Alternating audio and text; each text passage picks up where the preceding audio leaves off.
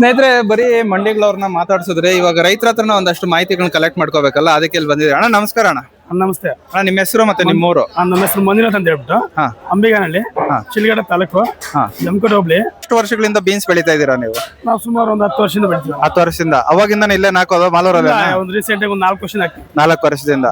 So ಮುಖ್ಯವಾಗಿ ನೀವು ಬೆಳೆಯಂತ ತಳಿಗಳು ಯಾವ್ದಣ್ಣ? ಹೆಚ್ಚಾಗಿ ನಾವು ಮುರಳಿನ ಬೆಳಿತೀವಿ, ಆಮೇಲೆ ಸಿರಿ. ಸಿರಿನ ಜಾಸ್ತಿ ಬೆಳೆಯೋದು ನಾವು. ಡೈಮಂಡ್ ಸಿರಿ. ಸರ್, ನಿಮ್ಗೆ ಈಗ ಮರ್ಲಿಡ ಬೆಳೆದಿದ್ದೀರಾ ಮತ್ತೆ ಸಿರಿ ಬೆಳೆದಿದ್ದೀರಲ್ಲ, ನಿಮ್ಗೆ ವ್ಯತ್ಯಾಸಗಳು ನೋಡೋದಾದ್ರೆ ಟಾಪ್ ರೇಟ್ಗಳು ಯಾವ್ದು ಹೋಗುತ್ತೆ? ಮುರಳಿನ ಜಾಸ್ತಿ ಚೆನ್ನಾಗಿ ಹೋಗುತ್ತೆ, ಮತ್ತೆ ಸಿರಿನ ಪರವಾಗಿಲ್ಲ ಈ ಕ್ಲೈಮೇಟ್ಗೆ. ಈಗ ನಿಮ್ ಕೈಯಲ್ಲಿ ಇರೋದು ಸಿರಿನೇನಾ? ಹೌದು ಅಣ್ಣ, ನಮ್ಮ ಸಿರಿನೇ ಚೆನ್ನಾಗಿದೆಯಾ ಕ್ವಾಲಿಟಿ ಎಲ್ಲ? ಓಕೆ. ಟನ್ನೇಜ್ ವಿಚಾರಗಳಿಗೆ ಬಂದಾಗ ಒಂದ್ ಎಕರೆ ವಿಸ್ತೀರ್ಣಕ್ಕೆ ಏನೆಲ್ಲ ಒಂದು ಟನ್ನೇಜ್ ತಗೊಂಡಿರ್ತೀರಾ ನೀವು? ನಾವು ಒಂದು ಕೊಯ್ಲಿಗೆ 2 ಟನ್ ಕೊಯ್ತೀವಣ್ಣ. ಒಂದು ಕೊಯ್ಲು ಓಕೆ, 2 ಟನ್ ಇರ್ಲಿ.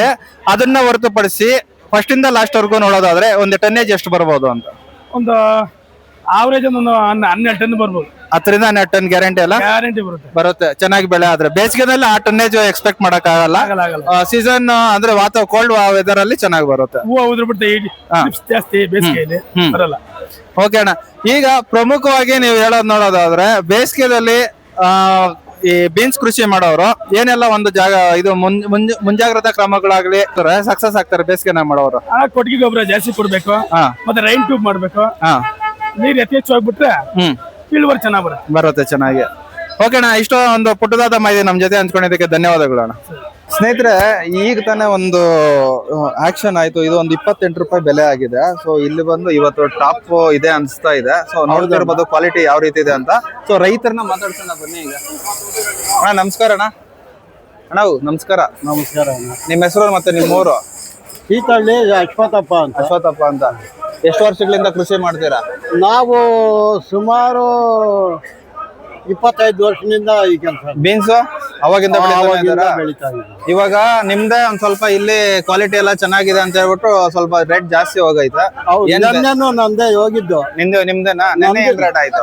ನನ್ನ 26 ಹೋಯ್ತು. ಇವತ್ತು 8 ಹೋಯ್ತು. 28. ಯಾವ್ದು ಅದು ಜಾತಿ? ಅದೇ ಮರ್ಲಿಡ. ಸೆಮ್ನಿಸ್ ಮರ್ಲಿಡ ಚೆನ್ನಾಗ್ ಬರಲ್ಲ ಅಂತಾರೆ ಜನಗಳು. ಹೆಂಗೆ ನೀವು ಚೆನ್ನಾಗಿದೆ ಅಂತ ಹೇಳ್ತಾ ಇದೀರಿ, ಹೆಂಗೆ ನಿಮ್ಮ ಅನುಭವಕ್ಕ? ಇಲ್ಲ, ಫಸ್ಟ್ ಮರ್ಲಿಡಾನೆ.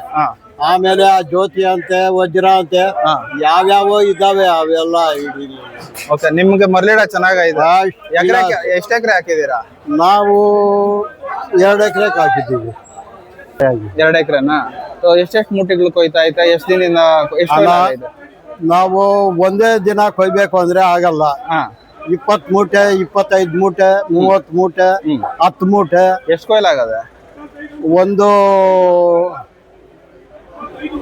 6 ಕೊಯ್ಲು ಆಗೋಗಿದೆ. 6 ಕೊಯ್ಲು. ಇವಾಗ ಕ್ವಾಲಿಟಿ ಇನ್ನ ಚೆನ್ನಾಗಿದೆ. ಇದು ಹೊಸ ಐಟಮ್ ಹಳೆ ಐಟಮ್? ಇದು ಹೊಸ ಐಟಮ್.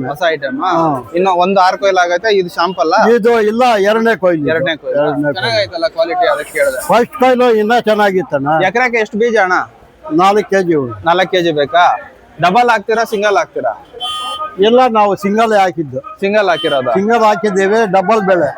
ಬೀಜಗಳು ಎಷ್ಟು ದೂರಕ್ಕೆ ಹಾಕಿದೀರಾ? ಒಂದು ಅಡಿಕೊಂದೊಂದು ಹಾಕಿ. ಇಳುವರಿ ಪರವಾಗಿಲ್ವಾ? ಇವಾಗ ಟನ್ನೇಜ್ ಲೆಕ್ಕಕ್ಕೆ ಬಂದಾಗ ಒಂದ್ ಎಕರೆಗೆ ಎಷ್ಟು ತೆಗಿತೀರಾ ಮರ್ಲಿಡ ಆದ್ರೆ? ನೀವು ಬೆಳೆದಿರ್ತೀರಲ್ಲ ಹಿಂದೆ ಎಲ್ಲ, ಒಂದ್ ಎಕರೆಗೆ ಎಷ್ಟು ಟನ್ ತೆಗಿಬಹುದು? ಫಸ್ಟ್ ನಿಂದ ಲಾಸ್ಟ್ ತನಕ ಎಷ್ಟು ಟನ್ ತೆಗಿಬಹುದು ಒಂದ್ ಎಕರೆನಾಗ? ಒಂದು 10 ಟನ್. 10 ಟನ್ ಗ್ಯಾರಂಟಿ ತೆಗಿಬಹುದು? ಗ್ಯಾರಂಟಿ ತೆಗಿತೀವಿ. ಬೇರೆ ಬೀಜಗಳು ನೀವು ಉಣಲ್ಲ? ಇದೇನ ಉಣೋದು ಯಾವಾಗ? ಓಕೆ ಅಣ್ಣ, ಇಷ್ಟೆಲ್ಲ ಮಾಹಿತಿ ಹಂಚ್ಕೊಂಡಿದ್ದಕ್ಕೆ. ಒಂದ್ ಎಕರೆಕ 120 ಮೂಟೆ ಆಗಿದೆ. 120 ಮೂಟೆ? ಒಂದ್ ಕೊಯ್ಲು 6 ಕೊಯ್ಲು ಆಗೋಗಿದೆ. ಅದು 120 ಮೂಟೆ. ಅದು ಒಂದ್ 80 ಕೆಜಿ ಬರುತ್ತೆ ಒಂದೊಂದ್ ಮೂಟೆ? 80, 81, 82, 70, 75, 76 ಈ ತರ. ಅದ್ ನಾವು ತೋಟದಲ್ಲಿ ಏನು ಇರ್ಲಿ, ಒಂದ್ ಸರಾಸರಿ 80 ಇಟ್ಕೊಂಡ್ರೇನು ನಿಮ್ ಲೆಕ್ಕಾಚಾರಕ್ಕ ಆಗೋಯ್ತು 9 ಟನ್ ಮೇಲೆ. ಓಕೆ, ಈ ರೇಟ್ಗಳಲ್ಲಿ ನಿಮ್ಗೆ ಏನು ವರ್ಕೌಟ್ ಆಗ್ತದ? ಪರವಾಗಿಲ್ಲ ಏನಾದ್ರು? ರೇಟ್ ಬೀನ್ಸ್ ಇಷ್ಟಿದ್ರೆ ಪರವಾಗಿಲ್ಲ ಅನ್ನೋದಾದ್ರೆ ಎಷ್ಟಿರ್ಬೇಕು ರೇಟ್? 40 ಮೇಲೆ ಇರ್ಬೇಕು. 40 ಮೇಲೆ ಇರ್ಬೇಕು. ಪ್ರಯತ್ನ ಉಳಿಬೇಕಾದ್ರೆ 40 ಕೆಳಗೆ ಹಿಡಿದ್ಬಿಟ್ರೆ ಏನ್ ಮಿಗಿಲೋದ್ ಕಮ್ಮಿ. ಓಕೆ ಅಣ್ಣ, ಯಾಕಂದ್ರೆ ಒಂದ್ ಹೆಂಗಸ್ಕ 500 ರೂಪಾಯಿ ಕೊಡ್ಬೇಕಣ್ಣ. ಕೂಲಿ ಕೊಡ್ಲೇಬೇಕು. ಕಾಯಿ ಬಿಡಿಸೋದೇ ದೊಡ್ಡ ಕೆಲಸ. ನಾಷ್ಟ ಕೊಟ್ಟು ಆಟೋ ಬಾಡಿಗೆ ಎಲ್ಲ ಇರ್ತದೆ. ಓಕೆ ಅಣ್ಣ. ಇವಾಗ ಯಾವಾಗಾದ್ರೂ ನಿಮ್ಮೂರ್ ಕಡೆ ಬಂದಾಗ ಬತ್ತೀನಿ ತೋಟ ಕಡೆ ಆ ಸೀಟಲ್ಲಿ ಅಶ್ವತ್ಥಪ್ಪ ಅನ್ಬಿಡಿ, ಹಾ ಯಾರನ್ನ ತೋರಿಸ್ತಾರೆ. ಬತ್ತೀನಿ, ಒಂದ್ ವಿಡಿಯೋ ಮಾಡ್ಕೊಂಡ್ ಬತ್ತೀನಿ ಬಂದು. ಬರ್ರಿ, ಸರಿ ಸ್ವಾಮಿ, ಯಾವತ್ತನ ಬರ್ರಿ, ಖಾಲಿ ತೋಟ ನೋಡಿದ್ರಿ ಅಂತೆ ನೀವು. ಸರಿ ಸ್ವಾಮಿ ಬರ್ತೀನಿ. ನಾಳೆನೆ ಆದ್ರೆ ನಾಳೆನೆ ಬರ್ತೀನಿ. ಬಂದ್ಬಿಡಿ. ನಾಳೆನ ಕೇಳ್ತೀರಾ ಕಾಯಿ? ಇಲ್ಲ, ನಾಳೆ ರಜಾ. ಸರಿ ಸರಿ, ನೀವ್ ಇರ್ತೀರಲ್ಲ ಅಲ್ಲೇ? ನಾವಿರ್ತೀವಿ. ಓಕೆ, ಬೇರೆ ಕೆಲಸ ಇಲ್ಲ. ಇದು ಸೌತೆಕಾಯಿ ಹಾಕಿದ್ದೀನಿ, ಅದ್ರ ಕೊಟ್ಟು ರಿಪೇರಿ ಮಾಡ್ಬೇಕು. ಹೌದಾ? ಸರಿ ಅಣ್ಣ, ನಾಳೆ ಬರ್ತೀರಿ. ಕೊಡ್ಬೇಕು, ಟೈಮ್ ಬಿಡ್ಬೇಕು. ಅಲ್ಲೇ ಬಂದು ಮಾತಾಡ್ತೀರಿ ಇನ್ ಸ್ವಲ್ಪ. ಆಯ್ತು. ಓಕೆ.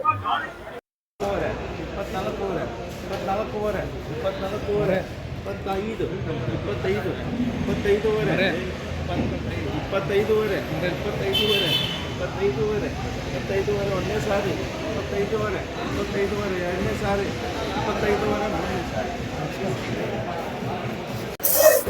ಸ್ನೇಹಿತರೆ, ಈಗ ನೋಡಿದ್ರಲ್ವಾ ಒಂದು ಹೀರೆಕಾಯಿ ಆಕ್ಷನ್ ಆಯ್ತು. ಹೀರೆಕಾಯಿ ಒಂದು ಎಷ್ಟು ಬಾಕ್ಸ್ ಬಂದಿದೆ ಮತ್ತೆ ಕ್ವಾಲಿಟಿ ಎಲ್ಲ ನೀವು ಆಲ್ರೆಡಿ ನೋಡಿರ್ತೀರಾ. ಸೊ ಎಷ್ಟು ಬಾಕ್ಸ್ ಬಂದಿದೆ, ವೆರೈಟಿ ಯಾವ್ದು ಅಂತ ರೈತರ ಜೊತೆ ಮಾತಾಡಿ ತಿಳ್ಕೊಳ್ಳೋಣ. ಸರ್ ನಮಸ್ಕಾರ. ನಮಸ್ಕಾರ ಸರ್. ನಿಮ್ಮ ಹೆಸರು ಮತ್ತೆ ನಿಮ್ಮೂರು? ಮಹೇಶ್ ಹುಲ್ಕೂರು.